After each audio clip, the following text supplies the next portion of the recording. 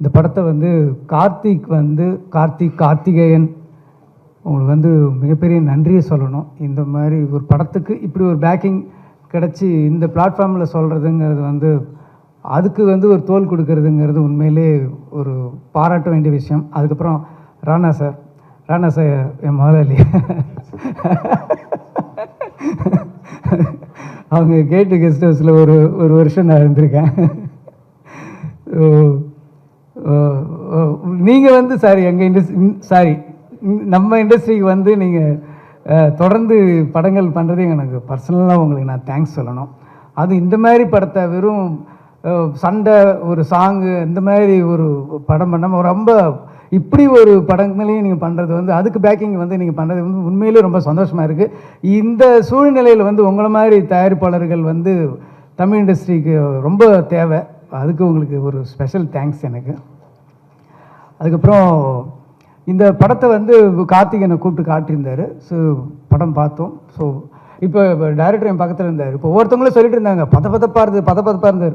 அவர் தான் உண்மையிலே பதப்பதப்பாக இருந்தார். யாராவது கதையை சொல்லிவிடுவாங்களோ, ஏதாவது அந்த சம்பவத்தை சொல்லிவிடுவாங்களோன்ட்டு ஐயோ இது இவ்வளோ கிட்ட போயிட்டார் சொல்லிவிடுவார் அப்படிங்கிற ஒரு டென்ஷன்லேயே இருந்தார்.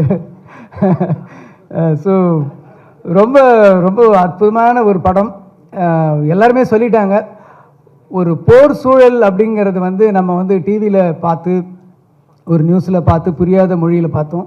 ஆனால் நம்ம பக்கத்து நாட்டில் நமது சகோதர நாட்டில் அவங்க எவ்வளோ கஷ்டப்பட்டாங்கங்கிறத ஒரு வார் சூழலை வந்து ஒரு வீட்டுக்குள்ளே சார் நான் ஜாஸ்தி சொல்ல மாட்டேன்.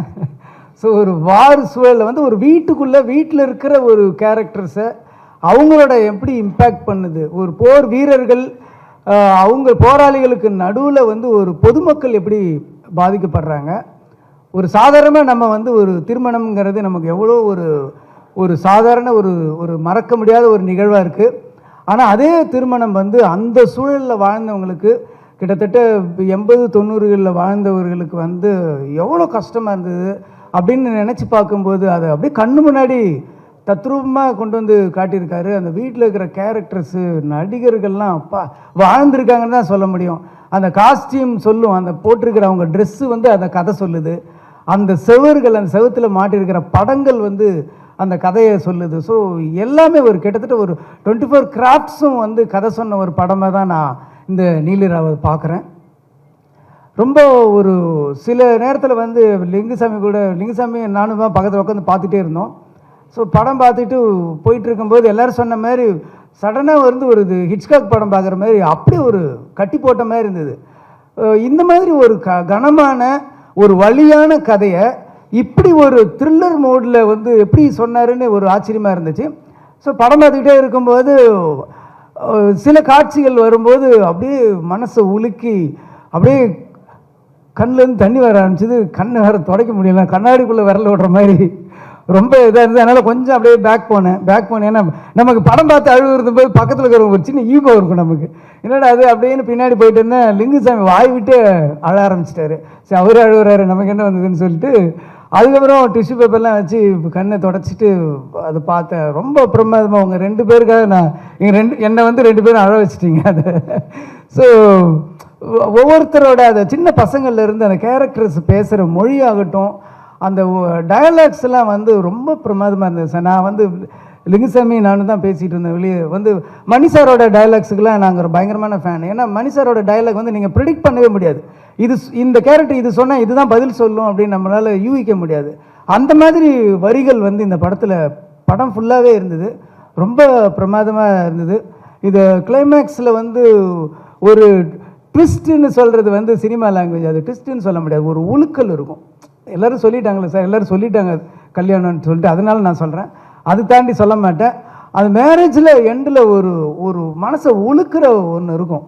அது ஒரு நிமிஷம் உங்களால் ஒரு 2 செகண்ட் ஆகும். நம்ம பிரெயின் போய் அதை மெமரி பண்ணி இதுதான் சொல்கிறாங்களா அப்படின்னு சொல்கிறது இது இருக்கும். அதில் ஒன்றுமே சரி. அந்த நான் வெளியில் வந்தப்போ கூட பேசுவேன். அந்த படம் முடிஞ்சதுலேருந்து இன்னொரு கதையை ஆரம்பிக்கலாம்.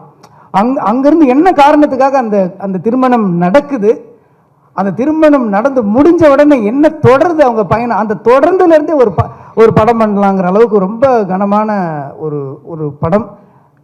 வாழ்க்கையை வந்து அப்படியே பிடிச்சிருக்கு. ஸோ இன்றைக்கி வந்து யோசித்து பார்க்கும்போது அதில் வாழ்ந்த நிறைய கேரக்டர்ஸுகள் இன்றைக்கி இருக்க மாட்டாங்க, இல்லை அப்படின்னு நினைக்கும்போது அதுக்குள்ளே ஒரு பெரிய ஒரு வலி இருக்க செய்யுது.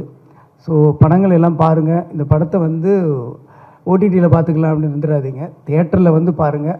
முக்கியமாக குழந்தைங்களை கூப்பிட்டு வந்து காட்டுங்க, குழந்தைங்களை கூப்பிட்டு காட்டுங்க. ஏன்னா 80ஸில் நாங்கள்லாம் ஸ்கூலில் அங்கே 80s 90ஸ்லாம் படிச்சுட்டு இருக்கும்போது, நாங்கள் ஸ்கூலில் காலேஜெல்லாம் போயிட்டு இருக்கும்போது ஜெயவர்த்தனா ஒழிக ஒழிகன்னு கத்தி நம்ம ஓரளவுக்கு அந்த டைமில் ஒரு இலங்கை சம்பவம், அந்த வாருன்றது என்னங்கிறது நமக்கு உள்ள தெரியும். ஆனால் இன்றைக்கி இருக்கிற அடுத்த குழந்தைகளுக்கு, அடுத்த தலைமுறை குழந்தைகளுக்கு வந்து அன்னைக்கு இருந்த ஒரு போர் அந்த காலத்தில் வந்து ஒரு ஃபேமிலி, ஒரு குடும்பம், அந்த குடும்பத்தில் இருக்கிற நபர்கள் எப்படி பாதிக்கப்படுறாங்க அப்படிங்கிறத இந்த படத்தை கூட்டிகிட்டு வந்து எல்லோரும் காட்டுங்க.